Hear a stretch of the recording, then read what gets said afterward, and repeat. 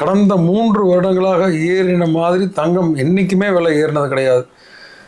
அதை நாங்களே ஜட்ஜ் பண்ண முடியாத அளவுக்கு ஏறி இருக்குது அப்படிங்கிறத சொல்லுவோம். நாங்கள் யூஸ்வலாக ஒரு சிஏஜிஆர்னு சொல்லுவோம்.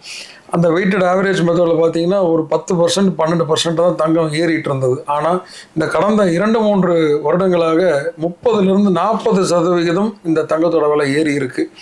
ஸோ இதே ஒரு கிராஃப் இந்த ஸ்டைலியாக பார்த்தோம் அப்படின்னா மீண்டும் 2026லும் 25லிருந்து 30% இந்த தங்க விலை ஏறலாம் அப்படிங்கிறது ஒரு யூகமாக நாங்கள் வச்சுருக்கோம். சாமானியர்களுக்குனால வாங்க முடியலன்னு ஆரம்பத்தில் நீங்கள் சொன்னீங்க. அதுக்காக தான் இந்த 9 கேரட் வந்திருக்கு.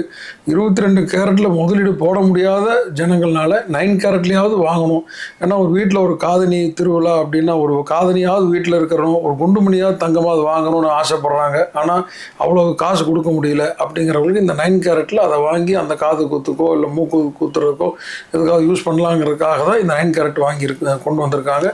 அது நல்லபடியாக ஜனங்கள்கிட்ட நிறைய வரவேற்பு இருக்கும்.